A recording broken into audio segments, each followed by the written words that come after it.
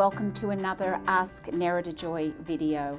I'm here with Carol. Carol was a model that we did 6 weeks ago, was her first treatment 6 weeks ago, and she's back here again today, and we're going to have a good look at her skin, and I'm looking forward to having a look at her skin under the lights and the Maggie lamp. So I know she's been using, we were pretty aggressive with her the first time, because remembering that Carol's skin was really clean, she had been having regular facials herself, and her skin was really clean, but we're just trying to improve her texture because she's got this pitting on her skin that she's had for quite some time.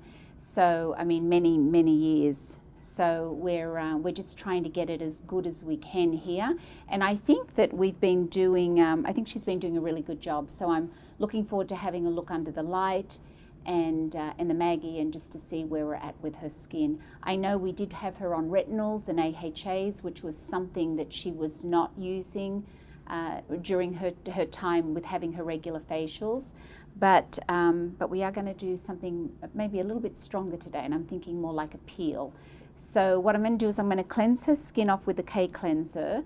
She said, she mentioned earlier that after starting a new regimen, she found after about 3 weeks, she started to break out a little bit with a different type of pimple. And so we upped one of her products a little bit, having her use it a little bit more often, and that seemed to get it under control. She also mentioned that you're loving the K cleanser. Yes. And what was it in particular that you loved about the K cleanser? Well, when wearing makeup, I just felt that it removed it so much better.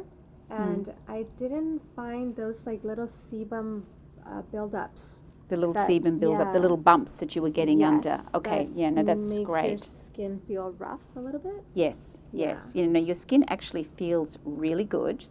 I can feel, the texture's really nice.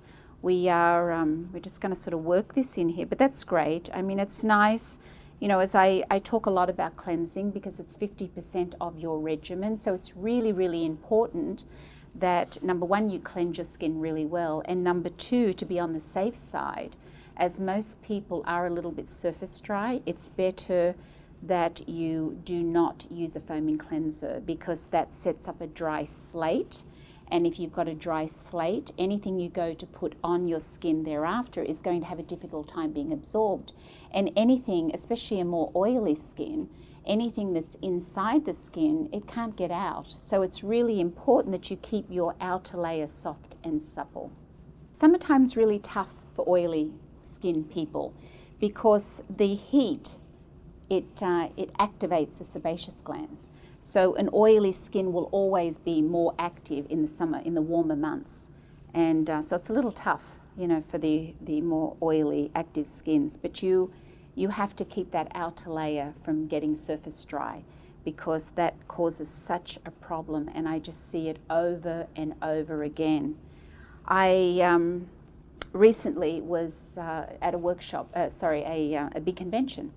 And the International Congress of Aesthetics and Spa, and I met up with a fellow colleague that has also been an esthetician for quite some time, more than 20 years, and he had said to me something really interesting. He had said that, Nerida, I don't use a steamer much anymore in my facials, and I said to him, I don't use it all the time either. And he said, well, the reason I don't use it is because if you have the steam too close to your face, if the skin starts to perspire too much, it starts to dehydrate your levels. And so often in our business, and all you esties out there can relate to this, when you go to extract an oily skin and the sebum is hard, really hard to get out, and you've got to put a lot of pressure to get it out, your levels are so dehydrated. That's what sometimes steam can do. Too much steam will dehydrate and work in the complete opposite of what you want it for. So, at the event that I was speaking at this last weekend, one of the questions at the very end that I was asked was about extractions. And what I said, and I'll say, to all of you too, is that I massage before I extract because I want to soften the skin. And that's what helps with extractions. So I was just really fascinated that this other fellow member that I've known for a very long time, a wonderful SD, a male SD out there, that also said he hardly ever uses steam anymore. And I said, I'm very, right there with you, because it's interesting. And I have it at quite a distance. I love steam and I love to have it, but I don't use it on everybody. And I'm finding more and more people they've got more inflammation inside their body. I'm feeling a lot more heat on people today than I ever used to feel before. And I don't want to use heat on somebody that's already boiling on my table, that gets flushes really easy, where their skin feels really hot. And you definitely don't want those people using niacinamides, and we have those conversations about no tomatoes and no spicy foods and no peppers and no alcohol, no wine in particular. It's that type of thing. So the steam, sometimes it's great having it, and I love having it because I like to have the choice of whether I'm going to use it or not. But as I said, I was just really fascinated to hear someone else that's been in the business more than 20 years saying, I don't use steam anymore.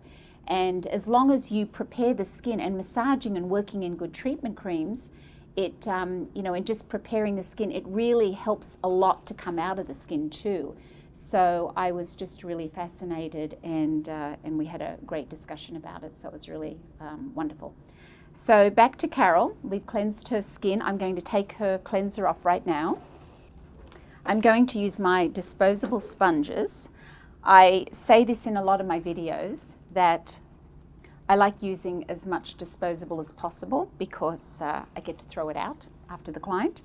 And it number one, saves on a lot of cleaning for me, especially if I'm really busy and pushed for time. But number two, when you're dealing with acnetic skins, sometimes it's just better because it's more hygienic, of course. So I like these disposable sponges. They come in little flat discs, and this particular one, there's 24 that come in a packet. And I really like them. They're a nice sort of medium softness. They're not like those French sponges that are super duper soft, but they are really nice. And sometimes some of the sponges that we get, sometimes they have these little particles in them that are really quite rough. And I've used other types of sponges in the past where I've had to throw a lot of them away because they were quite scratchy on the skin. So I particularly like these sponges, and anyway, we can let you know what they are if you are interested in the brand at a later date. So we've cleansed her off there once with the K cleanser. I'm going to do an exfoliant on her now. I'm planning on possibly doing a peel, so I just want to bring the light over before I do this, just to have a look at her skin and see how her skin looks. She's really prepped it well with retinols. And the one thing that I really like about doing, before I do a peel, is I like to prep their skin with a retinol first. And I think that Carol is in a really good place to have a peel today. So I'm going to put goggles over her eyes, bring the light over, and have a look, and we'll go from there. So what I can see with Carol's skin here right now is that we want to shrink these pores. We want to really sort of help improve her pitting, and that's the big thing with her skin, is her pore size and her pitting. It's the one thing that we just want to really improve on. It's something that she's been dealing with for many years, and we just really want to improve on that. So you can see her pore size is a reasonable size, and I think at this point she's been prepped very well for the last 6 weeks with the retinols. So now we're ready to go ahead and do a peel. I'm going to move the light on down, and we're just going to sort of have a look at her skin further. On the nose area, again, you can see pore size, few minimal blackheads. I mean, she's got a few little blackheads there. I can clean those up before we do a peel. I don't like to put the peel on when there is extractions needed. So we have a little bit here on her nose area that we need to take care of, and very minimal again. So looking at Carol's cheek here, she's just got a couple of little nodules here on the side of her face, nothing too major. Very minimal extractions I'm going to do on her before we go ahead with the peel, but you can see her pore size and the pitting on her skin, so she's in a good place to really go ahead and have a peel there today. Yeah, and just really help up under her eye area too. She's got some, you know, sort of more pitting up here and the pores, and that's what we're going to really do a good job at working on today. Okay, so we've cleansed Carol's skin. I have looked through the Maggie lamp. I've decided, yes, I'm going to do a peel on her today. I need to do just a very light little cleaning on her with extractions, very minimal. I have some exfoliating mask here. I'm going to mix a little bit of healing gel with it today, just to dilute it slightly, so it because we are going to be doing the peel, and that's going to be quite stingy on her.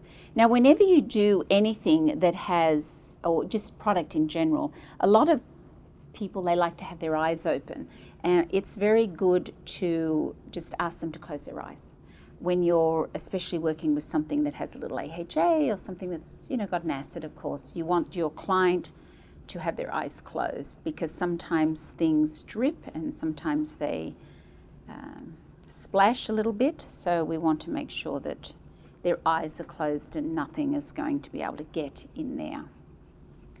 So with most people with an oily skin, they have the oil activity right up here, close up under their eye area. So it's really important to make sure that that's an area that you make them conscious of with their cleaning and also their exfoliation. Most oily people, skin people, do have a lot of oil up very close by the eyes. And here, either side there, just here in the center, either side in between their eyebrows. So you want to just sort of make sure that that's an area, again, that they're conscious of, like we do above the lip and up underneath the nostril area as well. It's really important to make sure that they're cleaning really well their skin there. And a lot of the time with people that end up breaking out under the jawline, I always ask my clients when they're at home to really put their head back and make sure that they clean their neck really well, because in between our little vertical lines, things in between the folds, it gets dirty, and makeup and sunblock and all of those things get inside there. So just tell your client to put her neck back and massage the cleanser, massage the exfoliating mask into the neck area, so that they're doing a really good job and being very thorough with their cleansing. It's very important. Okay, so I just worked that in for a couple of minutes. I do not let the exfoliating mask set on the skin. It has to be a really super duper oily skin with no surface dehydration. If I even thought about letting them leave it on their skin for a long time, would have to be a certain skin type. But as I said, most people are really surface dry.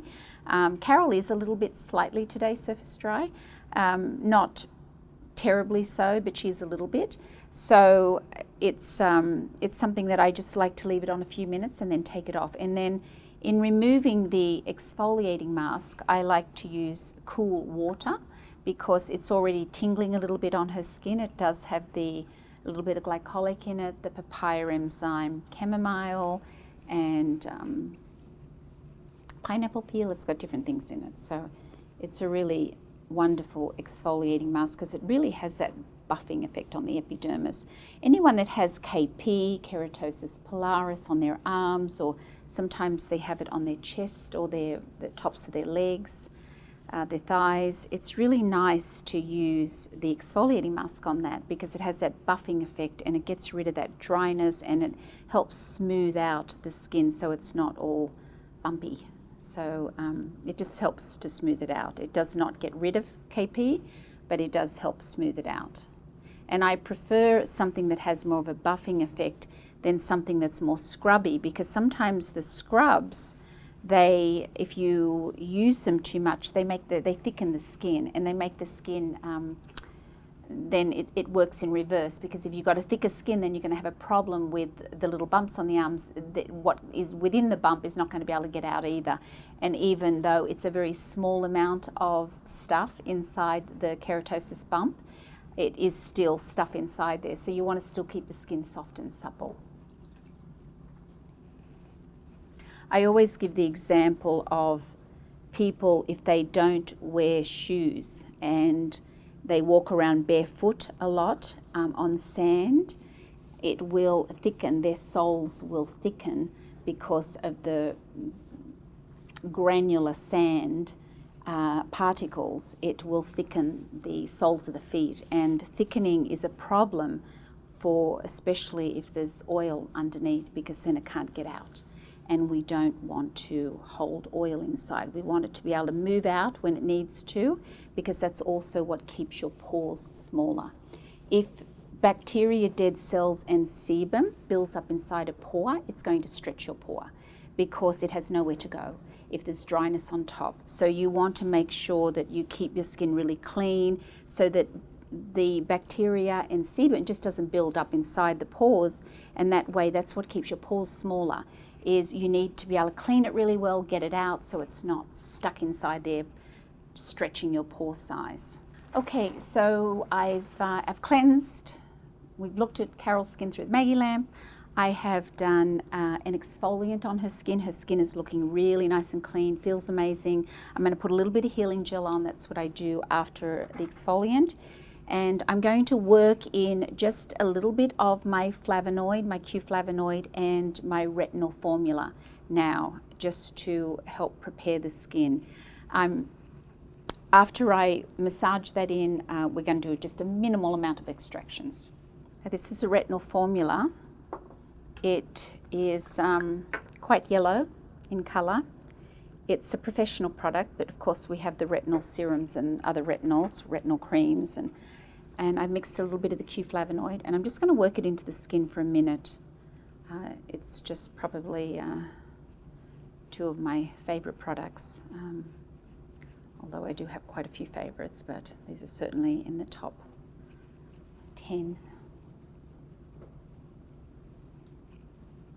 So we're just going to do a really light little massage.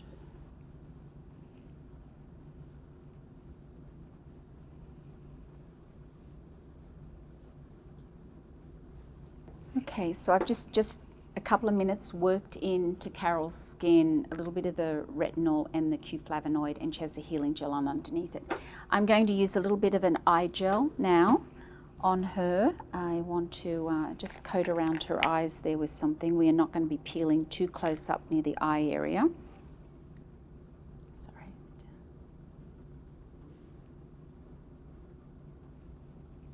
Turn your Q-tip up the other way, no double dipping.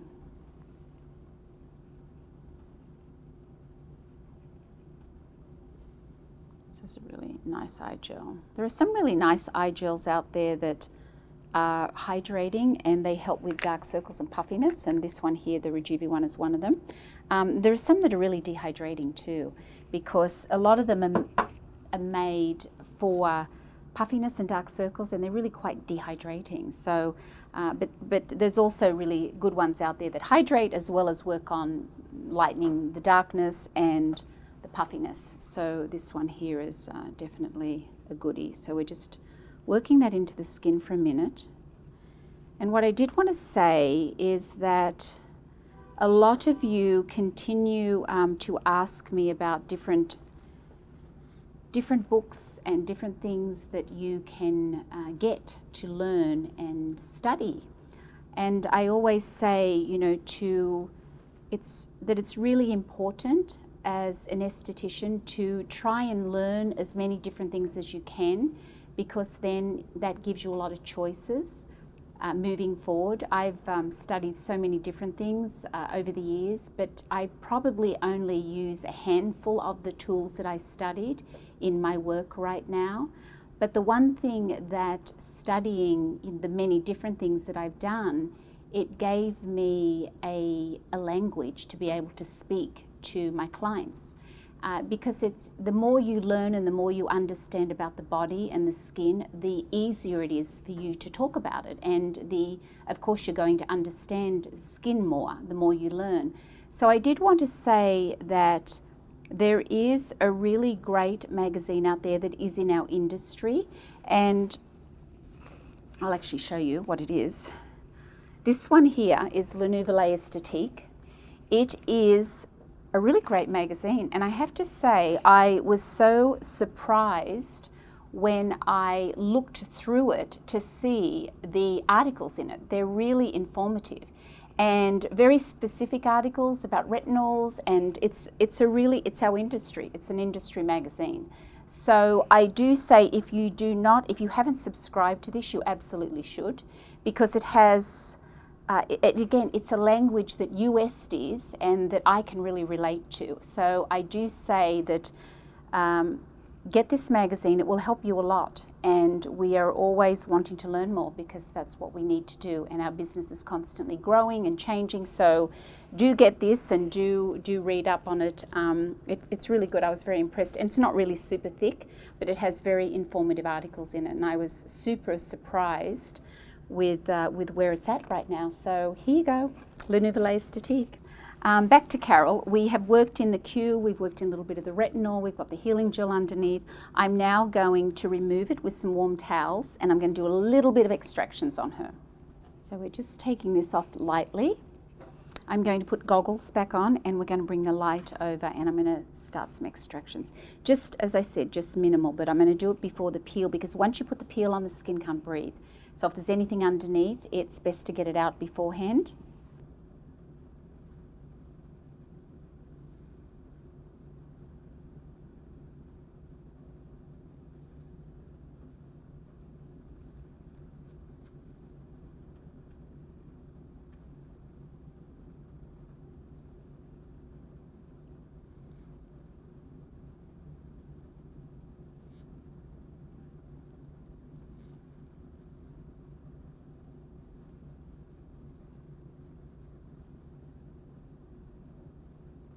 See, this one here is quite hard to get out.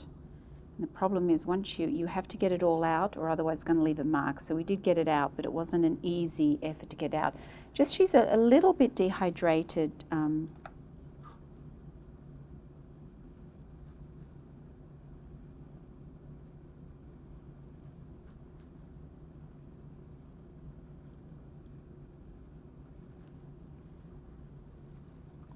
Very clean, really, down here onto the nose.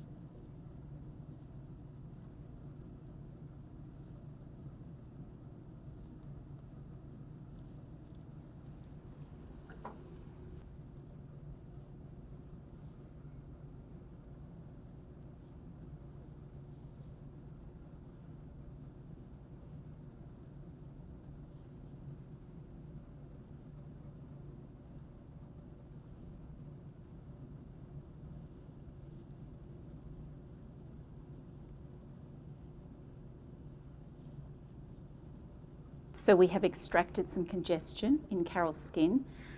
She had a little bit more than I realised once I started going. She had quite a lot down here and larger ones. And so it was really important to do a cleaning on her. She had, she had a few more than I thought, let's say. So now that we've done the extractions, I'm just using a little bit of a toner, and I'm going to put the pre-peel on her, and we're going to go straight into the peel. Her skin's nice and clean, and so we're going to go straight into the peel. So this is a pre-peel solution. This stops my lactic peel, my next product, from being too strong. I don't want to fry the skin too much. I want it to be able to work on a more slower way and be able to get into those levels without just frying the outer layer too quickly, which then creates a problem and doesn't allow the product to get in and penetrate to the levels where I need it to go. When you're dealing with scarring, you are dealing with many different levels in the skin. Because of the pitting, it affects the dermal, the lower levels. So you really want to make sure that you have a good protective barrier a little bit, so it's not going to just fry it on the surface and then you're not going to be able to do anything else because the skin's going to be so sore and so irritated. It's really important to just allow it to go in slowly, and so it really gets into the lower layers without being too aggressive. So I'm just putting the pre-peel on. We're going to allow it just to set for a minute, just for it to dry is a better word, for a minute, and then we are going to go ahead and start with the peeling applications. Okay, so here we go. We're going to, we've got the pre-peel on the skin. The skin is very clean. We're going to start with the peeling formula. I have put some peeling formula in this little cup, and this is the one thing, if you get this on your skin, you can't wash it off.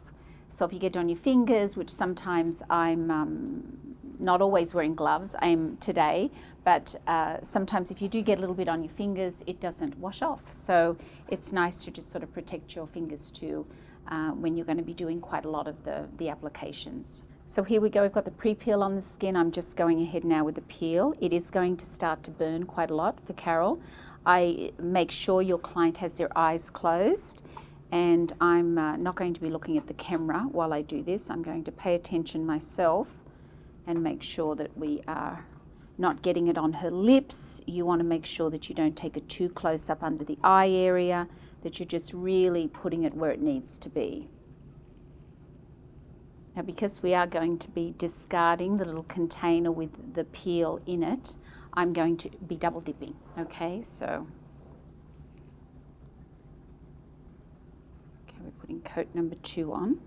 I'm saturating a bit. My cotton pad is quite saturated with the peel, so it isn't going on really lightly as if I was putting it on with a Q-tip.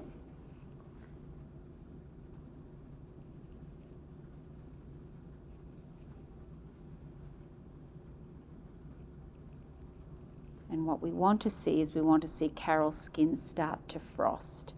Her skin is going to be on fire. Now you can see, yeah, she's agreeing, her skin is already on fire.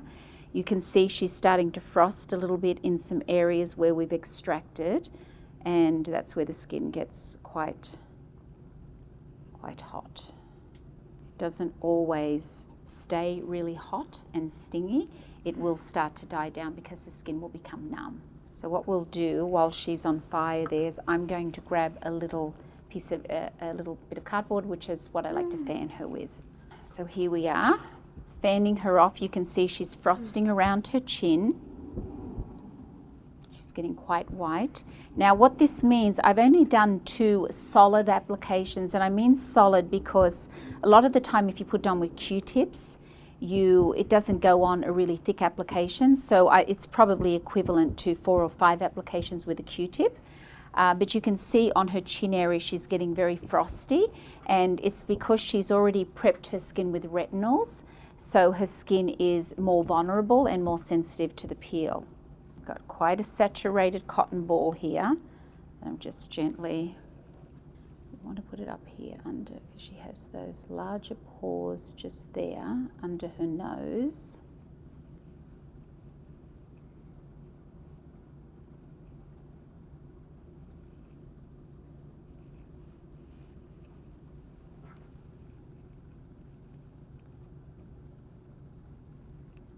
Now sometimes what people do when they do peels, and you can do it with this peel too, is you can leave it on their skin and they can go home as is with it on and not take the residue off. But what I personally like to do is I like to take the residue off the skin.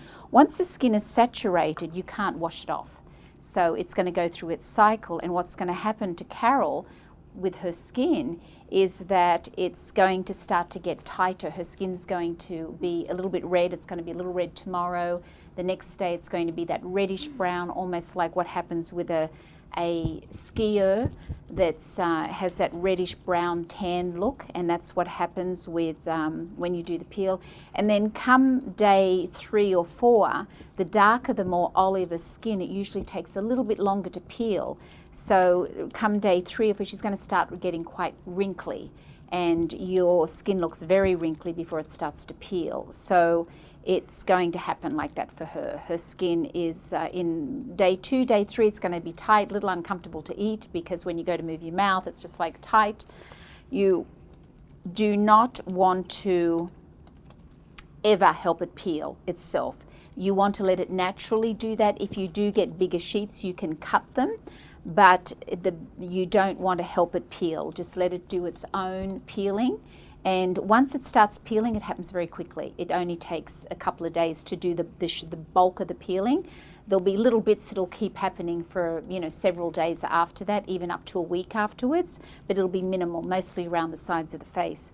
So usually when someone starts to peel, they're going to start peeling around the mouth, because that's what they're moving on a daily basis too. They'll peel around the mouth, around the nose, then the forehead. The last areas to peel is the sides of the face, usually.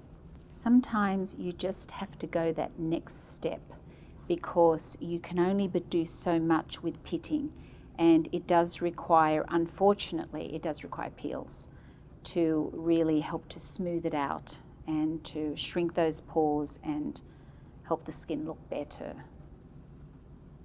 Now what I'm doing with Carol, because when you have somebody's skin where it does have quite a fair amount of pitting, you have to really work the cotton ball into the pit itself. If you're just if I was moving it like this across her face, I wouldn't be getting it in like I am when I pat it in like this.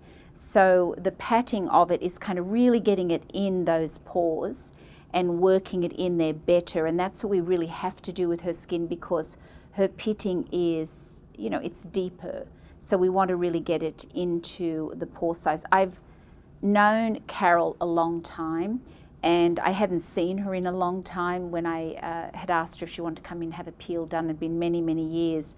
But I've known her a long time to have had her pitting, so I know what she's been dealing with for, 20 years. So it's it is something that she's been, really good in how she takes care of her skin. She's been very regular about her treatments and just using her product. She's been very diligent with her skin all these years, but it's again, you really have to go that next level once you've already you've exhausted a lot of different avenues when you're wanting to improve the skin. So we're really patting it in there, which, as I said, on my skin, if I was giving myself a peel, I would not be patting it in, because I would just be smoothing it over. But here, it's this type of thing that's really important to apply it in this method on her particular skin. So we're not going to do any more coats on her today. We are done. She's quite blanched. So what I'm going to do is discard of this container with the peel in it. You cannot put peel into anything and then wash it, expect to wash it and get it all off. So if you are choosing to pour your peel into a container, you want to make sure that it is one you can discard, because washing it is really not what I would recommend. I would say pour it into something and discard it. Or you're going to go with the Q-tips and just obviously no double dipping, but you'll be applying it that way, which I also do sometimes. So, okay, so she's pretty saturated. I'm now going to go over her skin with some cool sponges and water, and we're going to get rid of the bulk of what is on her face, because there'll be just a residue on the surface of her face. And then what I'm going to do is just put a little mask on her skin, the Herbal Mask, and then she's going to be good. We'll put healing gel on for the next few days. That's pretty much all Carol can use, is the K cleanser and the healing gel.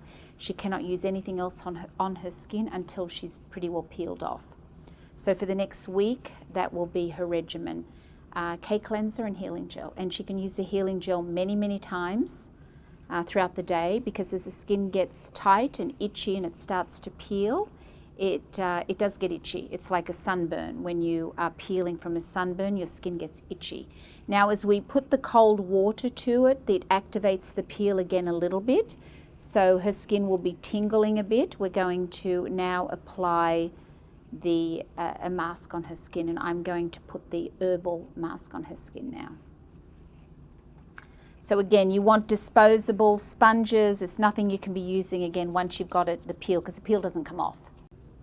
Herbal Mask and a big gob of healing gel.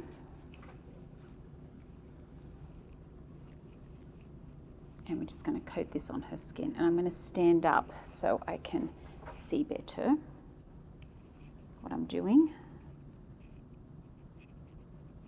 So what we have the Herbal Mask, just a thin coat of the Herbal Mask on, mixed with a little bit of healing gel, and you've got to work it into the skin a little bit, because the peel does leave a film on the skin a little bit. As I said, you can't really wash it off. I was just getting the residue off with the sponges. But now we've got the Herbal Mask on. Because she's got a peel on her skin, there's a lot of heat in her skin right now. So I have my little ice packs with me. I've got some gauze over her face, and we're going to just ice her down before we take it off. And it's just to cool her off a little bit.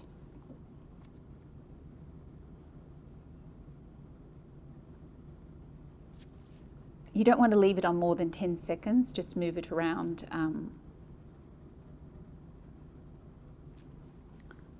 the face. Now what Carol did say while I was putting on the gauze on her face, she said, I've never had a peel like this before, and she said, I'm really excited. And I said, oh, that's so wonderful, because I'm excited for her too, and I'm really excited for you all to see what her skin's going to look like next, because today is her second facial, and we still have a bit of a way to go.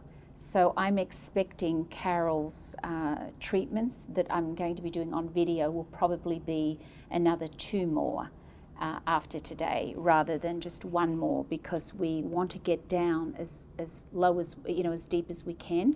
And I'm thinking I will probably be peeling her at least 1 more time in the video. So you'll really be able to see a big improvement. There are some skins that just need good peeling, and Carol's one of them.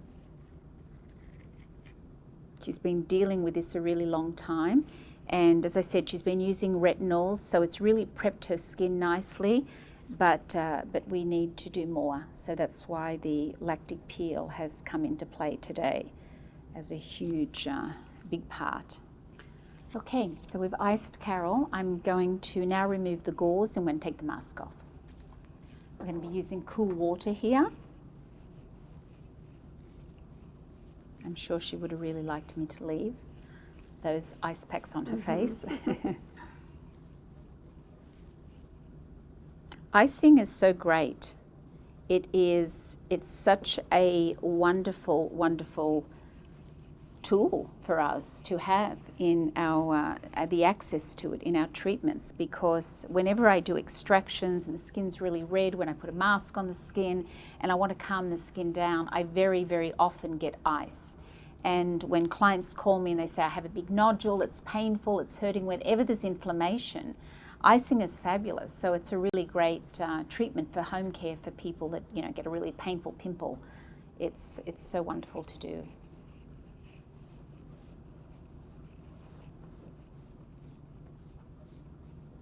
Okay, we've still got a little bit of residue of the mask, so what I'm going to do is I'm going to just cool off a couple of towels and then just go over and just pick up the rest of the mask that's on there. So I'm just cooling off these towels. I don't want them to be very hot at all, so cooling it off here. Here we go. Okay, so we've done the peel, and I'm going to put a little bit of healing gel on Carol. That's all she's going to really be able to use as a moisturizer and everything. She can't use moisturizer on her skin for the next 5 days. She can just use healing gel. We want her to peel pretty quickly. It's better that the client is not using makeup, because you don't want anything that's going to keep the peel from not peeling as fast as possible. We want to get it peeled off and just keep it. It'll feel a little bit dry, but she needs to peel as quickly as possible.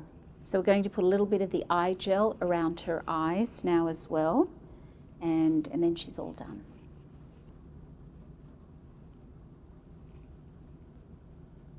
Okay, so what we've done now is we've done the peel. We have put just the Herbal Mask on for a little bit at the end.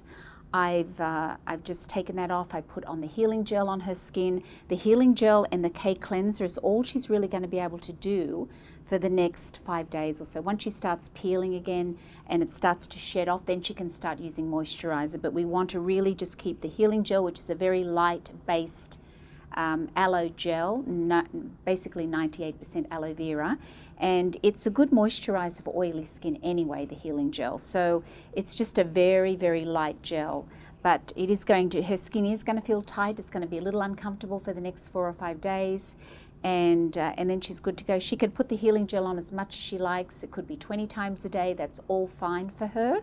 And she's good to go. She's a little pink, and that's expected. It is best that she not be out in the sun too much, because we don't want her to have sunscreen on unless she is going to be going out. But as soon as she gets back in the house, she needs to wash it off. So it's really important that she just keep it really clean with the healing gel and just be cleansing with a K cleanser. So Carol's all done. You've been a trooper. I know her skin was on fire. So thank you so much for watching us again today, and we'll be back in a month to see how Carol's doing after her peel. Thank you, and we'll see you soon. Bye-bye.